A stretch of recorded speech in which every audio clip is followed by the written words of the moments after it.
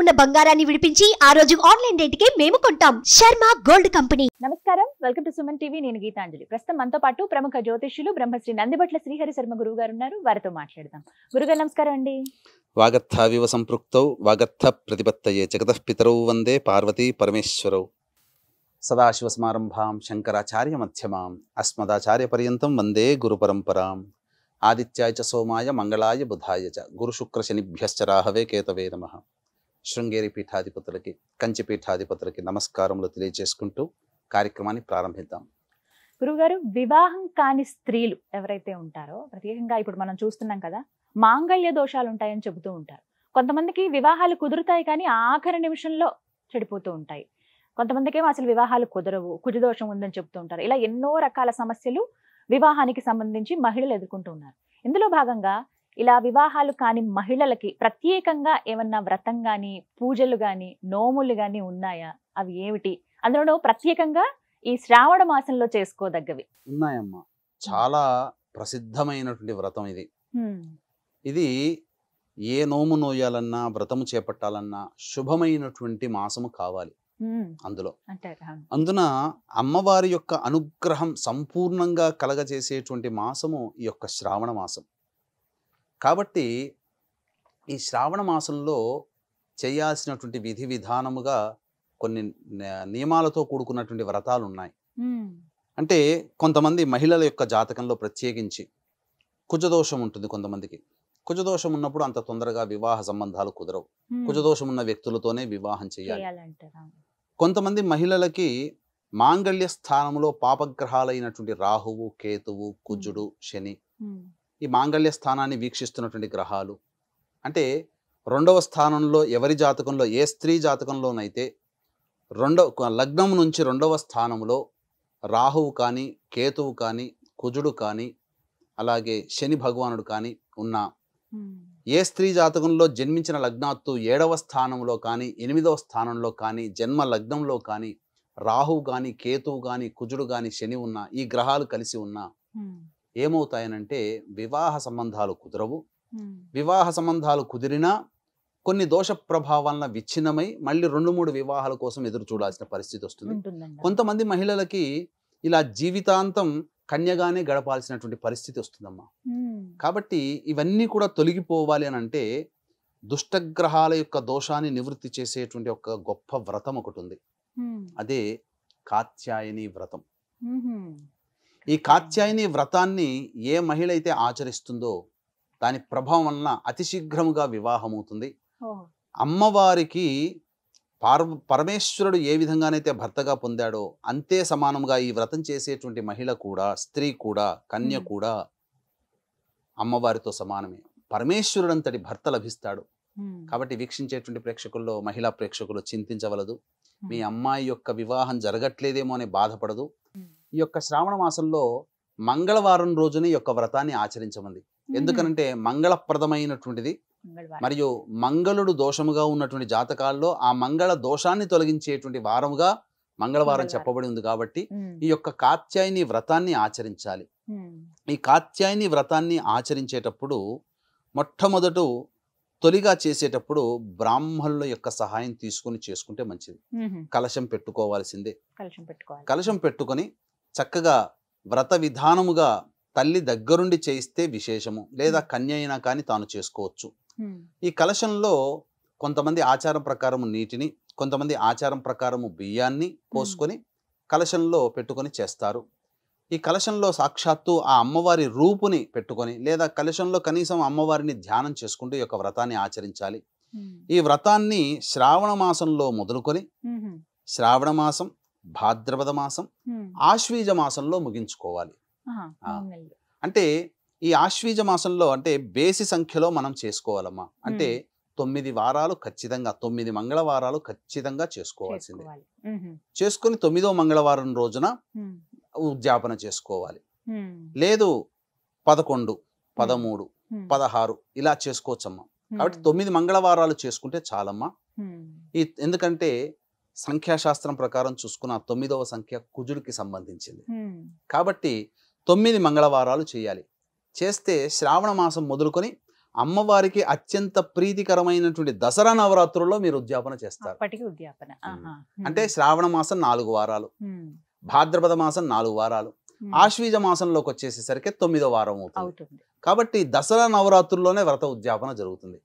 ఈ వ్రత ఉద్యాపన ఈ యొక్క 9 వారాల పాటు చేసిన తర్వాత వ్రత ఉద్యాపనలో భాగంగా మీ శక్తి కొలది సువాసినులని పిలిపించుకోవాలి. అంటే ఒకరినైనా, ముగ్గురునైనా, 5గురినైనా, 7గురినైనా, 9 మందినైనా, అది మీ యొక్క శక్తిని అనుసరించి ఉంటుంది. ఎప్పుడు గుర్తుపెట్టుకోండి, వీక్షించేటువంటి ప్రేక్షకుల్లో ఏదైనా పూజ చేసినా మనము అప్పు చేసామనుకోండి, ఏమవుతుందంటే భావన, అయ్యో అప్పు చేసామనే భావన ఉండిపోయి చేస్తుంటాం. కాబట్టి మనకు చేతనైనంతగా చేసుకోమన్నది శాస్త్రం. కాబట్టి శక్తి మేరనే చేసుకోండి. ఒకరినా, ముగ్గురునా, 5గురు అనేది మీ యొక్క కుటుంబ పోషణ ఉన్నటువంటి శక్తిని బట్టి. కాబట్టి ఆ ముత్తైదును పిలిపించుకునేటప్పుడు ఎలా ఉండాలంటేనమ్మా, సాక్షాత్తు ఆ సువాసుని పిలుస్తుంటే 9 వారాల పాటు నువ్వు అమ్మవారిని పూజ చేసుకున్నావు కదా, ఆ అమ్మవారిని కామాక్షి, మీనాక్షి, విశాలాక్షి అట్లా ఈ అమ్మవార్లని అందులో వాళ్ళలో చూసుకుంటూ వాళ్ళు మీ ఇంటికి రాగానే సాదరముగా చేయి పట్టుకొని తీసుకొని వచ్చి కాళ్ళని మీ చేతులతో కడగాలి. ఆ సువాసనల యొక్క పాదాలని మీ చేతులతోనే, ఏ వ్రతం అయితే చేస్తుందో అమ్మాయి ఆమె చేతులతో పాదాలని కడుక్కొని తుడుచుకోవడానికి బట్టనిచ్చి రాగానే కాస్త కాళ్ళకి పసుపు పారాని, పసుపు అనేది అద్ది, గంధము అద్ది, కాస్త సేద తీరడానికి వారికి ఏదైనా పానీయం, నీళ్లు, నిమ్మరసము ఏదైనా కానీ ఇచ్చిన తర్వాత ఆ పూజ వారి సమక్షంలో చేసుకుంటే ఇంకా మంచిది. ఆ వచ్చినటువంటి ముత్తైదుల సమక్షంలో పూజ చేసుకున్న తర్వాత ఆ ముత్తైదులకి స్త్రీ అలంకరణ వస్తువులు అంటే అద్దము, దువ్వెన, కాటుక, గాజులు, రవిక బట్ట, పూలమాల, పసుపు, కుంకుమ ఇలాంటివి, ఇవి మీరు ఒక చాట తీసుకోవాలమ్మా. చాట తీసుకుని ఆ చాటకు కూడా పసుపు రాయాలి. పసుపు రాసి దాంట్లో వస్త్రము పెట్టి, ఆ వస్త్రం అంటే శ్వేత వస్త్రం కానీ ఏదైనా కానీ పెట్టి, ఆ చెప్పినటువంటి సుగంధ వస్తువులు అంటే స్త్రీ అలంకరణ వస్తువులు, అద్దము, దువ్వెన, కాటుక, గాజులు, రవిక బట్ట, పూలమాల, పసుపు, కుంకుమ ఇవన్నీ ఇచ్చి దాని మీద మళ్ళీ వస్త్రం కప్పి అప్పుడు ఆ ముత్తైదువులకి, అంటే అవన్నీ పెట్టిన తర్వాత పూజలో పెట్టుకుంటాం కదా, పెట్టిన తర్వాత ఆ ముత్తైదువులకి అమ్మవారికి ఏ విధంగానైతే పూజ చేయాలి, పాద పూజ చేయాలి, వాళ్ళని కూర్చోబెట్టి కుర్చీలో కూర్చోబెట్టి ఆ పాద పూజ బ్రాహ్మడు చేస్తాడు. ఎలా చేయాలనేది చేయిస్తాడు. పాద పూజ చేసి ఆమెకి చక్కగా మళ్ళీ కుంకుమ అద్ది, నుదిటిన కుంకుమ అద్ది, తర్వాత గంధము, చేతికి గంధము, తర్వాత పాదాలు మళ్ళీ నీళ్లు ప్రోక్షణ చేసి ఆ అమ్మవారికి అర్చన చేస్తున్నాడు. ఆ పాదాల కంటే అక్కడ నీవు నీ ఇంటి ఎదురుగా ఆవిడనో అలా చూడకూడదు, అమ్మవారిని చూడాలి. అర్చన చేసేటప్పుడు ఆ అమ్మవారి ఆమె పాదాల దగ్గర అమ్మవారికి పూజ చేస్తున్నట్టుగానే అర్చన చేసి పూలు జల్లి అప్పుడు ఇస్తినమ్మ వాయనం, పుచ్చుకుంటమ్మ వాయనం, ఎందుకు ఇస్తున్నాము అలా 3 సార్లు చెప్పుకొని, ఎందుకు ఇస్తున్నాం, నాకున్నటువంటి వివాహ దోషాలు తొలగి నాకు శీఘ్రంగా వివాహం కావాలి, నీకు ఆశీర్వచనం వివాహం అవుతుందని ఆ ముత్తైదు చేత అనిపించాలి 3 సార్లు. ఇస్తినమ్మ వాయనం, పుచ్చుకుంటమ్మ వాయనం అని 3 సార్లు చెప్పుకుంటూ, ఎందుకోసం చేస్తున్నావు ఈ వ్రతాన్ని నువ్వు చెప్పాలి. చేసే అమ్మాయి, నీకు ఈ వ్రతం యొక్క అనుగ్రహం కలుగుతుంది, అమ్మవారి అనుగ్రహం నీకు సంపూర్ణం కలుగుతుంది, ఆమె కూడా దీవించాలి. ఆ విధంగా దీవించిన చేసిన తర్వాత ఎంతమందికి శక్తి ఉంటుందో 1, 3, 5గురు, తర్వాత వాళ్ళకి భోజనం శక్తి ఉంటే భోజనం పెట్టండి. పెట్టి వాళ్ళకి తాంబూలం ఇచ్చి పంపించండి. దక్షిణ కూడా మీకు శక్తి కొలది కొంత ఇవ్వండి. ఆ విధంగా చేసినట్లయితే వ్రత సమాప్తి అవుతుంది. ఈ విధంగా చేసినటువంటి కార్యము వలన అతి శీఘ్రముగా సుందరమైనటువంటి, రూపవంతుడైనటువంటి, ధనవంతుడైనటువంటి వీరుడు, అంటే ఆ కాలంలో యుద్ధం చేస్తే వీరుడు, ఈ కాలంలో ఏ ఉద్యోగంలో చేస్తే ఆ ఉద్యోగంలో పైచే సాధిస్తాడు, ఏ వ్యాపారం చేస్తే ఆ వ్యాపారంలో పైచే. వీరుడు అంటే తాను చేసే పనులలో గొప్పవాడుగా ఉండేవాడు. అటువంటి భర్త ఆ అమ్మాయికి తప్పక ఆ గౌరీ అనుగ్రహం వల్ల, కాత్యాయని మాత అనుగ్రహం వల్ల తప్పకుండా కలుగుతుంది. కాబట్టి మొదలు పెట్టుకొని ఈ యొక్క మంగళవారం రోజునే మొదలు పెట్టాలి. మహిళామణులు మొదలు పెట్టుకొని ఆశ్వీజ మాసంలో దసరా నవరాత్రుల్లో ఉద్యాపన చేసుకోవాలి. ఉదాహరణకి 9 వారాలని చేసుకోవాలి. మధ్యలో ఏమైనా అడ్డంకి వస్తే ఆ లెక్కని ఎలా చూడాలి? ఉంటాయమ్మా. అడ్డంకి వచ్చినప్పుడు మీరు, ఇది ప్రకృతి ధర్మంగా వచ్చేది, స్త్రీలకి రజస్వల ఋతుక్రమం అనేటువంటిది వచ్చినప్పుడు ఆ యొక్క వారము ఆపివేసి మిగతా వారంలో చేసుకోవాలి. లెక్కించుకోవాలి. ఆశ్వీజ మాసం అంతా కూడా ఉంటుంది కదా, ఉంటుంది అప్పటికి. మనకు 2 నెలల్లో మహా అయితే 2 అడ్డంకులు వస్తాయి. అంతే ఆశ్వీజ మాసంలో కవర్ అవుతాయి. అప్పటికి. ఏదైనా ఆశ్వీజ మాసంలో ఉద్యాపన చేసుకోవాలి. ఖచ్చితంగా ఇది నియమం అంటూ ఉందా అండి కాత్యాయని వ్రతానికి? కాత్యాయని వ్రతం నియమం ఉందమ్మా. ముందు రోజు చక్కగా ఏ ఆహారం భుజించకుండా కటిక నేల మీద పడుకోవడం, అలాగే ఆ రోజున కూడా వీలుంటే ఉపవాసం ఉండి చంద్రుని చూసి భోజనం చేసుకోవడం, ఆ రోజున కూడా కఠినమైనగా నేల మీద పడుకోవడం. ఈ చేస్తున్నన్ని రోజులు అమ్మవారి అనుగ్రహం నాకు సంపూర్ణంగా కలుగుతుందనే విశ్వాసము భక్తితో చేయాలి. 2-3 వారాలు చేసేసి ఇంకా సంబంధాలు రాలేదేంటి అట్లా అనుకోకూడదు. నువ్వు చేయాల్సిందే విద్యుక్త ధర్మం నువ్వు చేయాలి. ఎన్ని వారాలు గురుగారు? 9 వారాలు చేయాలి. 9 అయితే ఆ పై అనేది వాళ్ళ ఇష్టం. ఈ విధంగా ఆచరించాలి.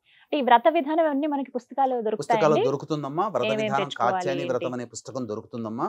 కాకపోతే అందులో ఒక చిన్న మిస్టేక్ నేను గమనించింది, ఆ పుస్తకంలో గమనించింది ఏంటనంటే, అందులో అమ్మవారికి ప్రాణ ప్రతిష్ఠ చేయాలి. అమ్మవారిని ఇప్పుడు మన ఇంట్లో పిలిచినప్పుడు కూర్చోబెడతాం కదా, నువ్వు అమ్మవారిని మంత్రంతో ఆహ్వానిస్తున్నావు, కూర్చోబెడుతున్నావు. మరి అమ్మవారు అక్కడ ఉండాలి కదా. ఉండాలంటే ప్రతిష్ఠిత మంత్రం అనే ఒకటి ఉంటుంది. ఆ ప్రతిష్ఠిత మంత్రం ఆ పుస్తకంలో లేదమ్మా.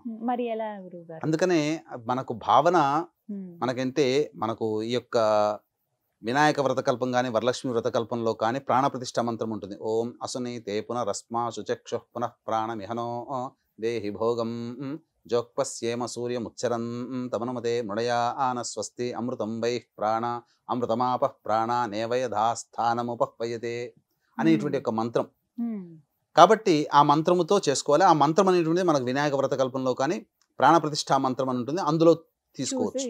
ఎందుకంటే ఆ కాత్యాయని వ్రతం పుస్తకం ముద్రించిన వాళ్ళ దాంట్లో లేదు, నేను గమనించింది. మళ్ళీ వాళ్ళు ఏమైనా రివైజ్ ప్రింటెడ్ ఉంటే గనక మళ్ళీ దాంట్లో ముద్రించుంటారేమో, లేకపోతే కనీసం ఆ భావనతో మనం ప్రతిష్ఠ చేసేటప్పుడు ఆ తమలపాకుని అమ్మవారి కలశం మీద ఇలా పెడతాం కదా. ఈ 2 అంటే ఇది మృగముద్ర అంటారు, జింక ముద్ర. ఇలా పట్టుకొని ఇలా పెట్టినప్పుడు చూపుడు వేలు చిటికెన వేలు పైన ఆనిచ్చి మిగతా 3 వేలు పట్టుకొని ఆ 3 వేల మధ్యలో తమలపాకుని ఇలా పట్టుకొని ఆ కలశం మీద ఆనిచ్చి, నేను గౌరీదేవి, నేను నిన్ను నా యొక్క దోషము తొలగిపోవడం కోసం నేను ఈ వ్రతాన్ని ఆచరిస్తున్నాను, కాబట్టి ఇందులో ఉపస్థితమై ఉండమ్మా అని ముమ్మారులు అనుకోవాలి. అనుకున్నా చాలా భావన చేసిన అమ్మవారు ఉపస్థితి అయి ఉంటుంది. ఈ చిన్న చిన్నవన్నీ ముందుగానే ఖచ్చితంగా వ్రతంలో ఇవి ఉండాల్సిందే అంటూ ఏమైనా వస్తువులు నియమంగా ఉన్నాయండి? ఖచ్చితంగా వ్రతము అని అన్నప్పుడు ఈ యొక్క అమ్మవారికి అందులో ఆ వ్రతం చేసుకోదలిచినటువంటి వస్తువులు ఉంటాయి. ఆ వస్తువులన్నీ సేకరించుకొని చేసుకునేదేనమ్మా. ఫోటో ఏది పెట్టుకోవాలి? పూర్వకాలంలో అంటే ఇప్పుడంటే ఫోటోలు వచ్చాయమ్మా. పూర్వకాలంలో కలశమే. ఎందుకంటే దేవతల శక్తి ఎక్కడ ఉంటుందంటే నీటిలో ఉంటుంది. కాబట్టి ఎక్కడ పూజలు ఎక్కడ బాగా ఎక్కువగా చేస్తారో ఆ నీరు అక్కడికి ప్రవహిస్తుంది. అది ఇప్పుడు మీకు ఆంధ్ర ప్రాంతంలో ఎక్కడెక్కడి నుంచో ప్రయాణమై ఆంధ్ర ప్రాంతం గుండా వెళ్తాయి కదా ఎక్కువ పూజలు. ఎందుకంటే అక్కడ ఒక ఊళ్ళో 10 దేవాలయాలు ఉంటాయి. దేవతారాధనలు ఆంధ్రాలో ఎక్కువగా బాగా చేస్తారు, ఇష్టంగా చేస్తారు. కాబట్టి మనం కూడా చక్కగా ఎంత దేవతారాధన చేస్తే అంత భక్తి. అందుకనే కలశంలో నీటిని మనం పెడతాం. ఎందుకంటే నీరే జీవనాధారం, కాబట్టి నీరే శక్తి, నీరే దైవం. అందుకనే ప్రతి పూజ చేసినా కూడా వరుణ పూజ చేస్తారు. వరుణుడు అంటే ఎవరమ్మా? మళ్ళీ నీరే. వరుణ పూజతోనే ప్రారంభమవుతుంది. గణపతి పూజ అయిన తర్వాత మిగతా పూజలన్నీ వరుణ పూజతో స్టార్ట్ చేస్తారు. ఈ విధంగా కాత్యాయని వ్రతాన్ని ఈ విధంగా ఆచరించాలి. చాలా చక్కగా వివరించారు గురుగారు, ధన్యవాదాలు. సర్వం శ్రీ ఉమామహేశ్వర పరబ్రహ్మార్పణమస్తు.